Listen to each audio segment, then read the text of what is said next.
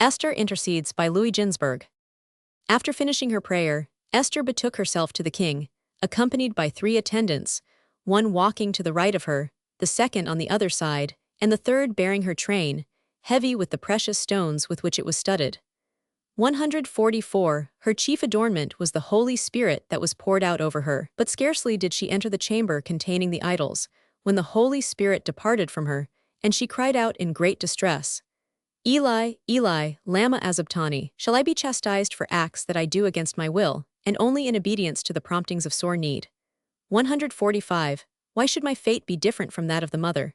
When Pharaoh only attempted to approach Sarah, plagues came upon him and his house, but I have been compelled for years to live with this heathen, and thou dost not deliver me out of his hand. O Lord of the world, have I not paid scrupulous heed to the 3 commands thou didst specially ordain for women? To reach the king, Esther had to pass through 7 apartments, each measuring 10 ells in length. The first 3 she traversed unhindered.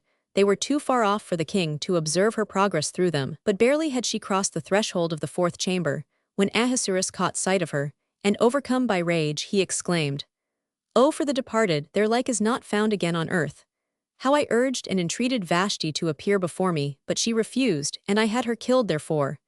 This Esther come hither without invitation, like unto a public prostitute." In consternation and despair, Esther stood rooted to the center of the 4th chamber. Having once allowed her to pass through the doors under their charge, the guards of the first 4 rooms had forfeited their authority over her, and to the guards in the other 3 rooms, she had not yet given cause for interfering with her. Yet the courtiers were so confident that Esther was about to suffer the death penalty, that the sons of Haman were already busy dividing her jewels among themselves, and casting lots for her royal purple. Esther herself was keenly aware of her dangerous position. In her need, she besought God, Eli, Eli, lama sabachthani, and prayed to him the words which have found their place in the Psalter composed by King David. 146. Because she put her confidence in God, he answered her petition and sent her 3 angels to help her. The one enveloped her countenance with the threads of grace, the second raised her head, and the third drew out the scepter of Ahasuerus until it touched her. 147. The king turned his head round to avoid seeing Esther, but the angels forced him to look her way and be conquered by her seductive charm. By reason of her long fast, Esther was so weak that she was unable to extend her hand toward the scepter of the king. The archangel Michael had to draw her near it. Ahasuerus then said, "I see, thou must have a most important request to prefer, else thou hadst not risked thy life deliberately." 149. I am ready to give it thee, even to the half of the kingdom. There is but one petition I cannot grant, and that is the restoration of the temple. I gave my oath to Geshem the Arabian, Sanballat the Horonite, and Tobiah the Ammonite not to allow it to be rebuilt from fear of the Jews, lest they rise up against me. For the moment, Esther refrained from uttering her petition. All she asked was that the king and Haman would come to a banquet she proposed to give. She had good reasons for this peculiar course of conduct. She desired to disarm Haman's suspicions regarding her Jewish descent, and to lead her fellow Jews to fix their hope upon God and not upon her. At the same time, it was her plan to arouse jealousy of Haman in both the king and the princes. She was quite ready to sacrifice her own life, if her stratagems would but involve the life of Haman, too. 151. At the banquet she therefore favored Haman in such manner that Ahasuerus could not but be jealous. She moved her chair close to Haman's, and when Ahasuerus handed her his wine cup, to let her drink of it first, she passed it on to his minister. After the banquet, the king repeated his question, and again made the asseveration that he would fulfill all her wishes at whatever cost, barring only the restoration of the temple.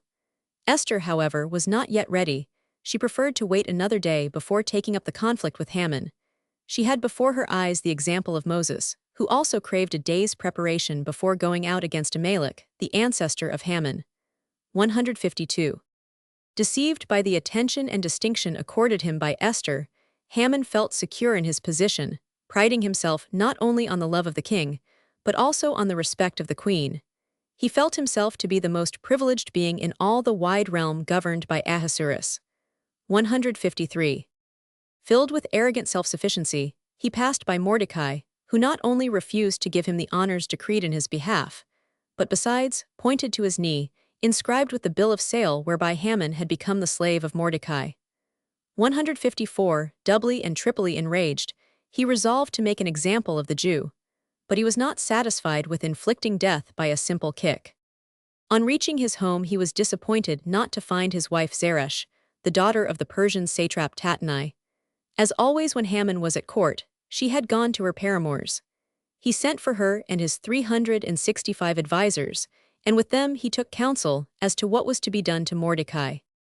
Among his advisers and sons, of whom there were 208, none was so clever as Zeresh his wife.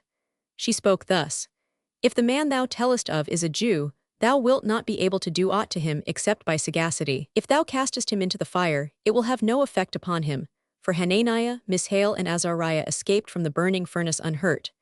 Joseph went free from prison. Manasseh prayed to God, and he heard him, and saved him from the iron furnace. To drive him out in the wilderness is useless. Thou knowest the desert did no evil to the Israelites that passed through it. Putting out his eyes avails not, for Samson blind did more mischief than ever Samson seeing. Therefore hang him, for no Jew has ever escaped death by hanging." 158. Haman was well pleased with the words of his wife. She fetched artificers in wood and iron, the former to erect the cross, the latter to make the nails. Their children danced around in high glee while Zeresh played upon the cithern, and Haman in his pleasurable excitement said, "To the woodworkers I shall give abundant pay, and the iron workers I shall invite to a banquet." When the cross was finished, Haman himself tested it to see that all was in working order. A heavenly voice was heard: "It is good for Haman the villain, and for the son of Hammedatha it is fitting."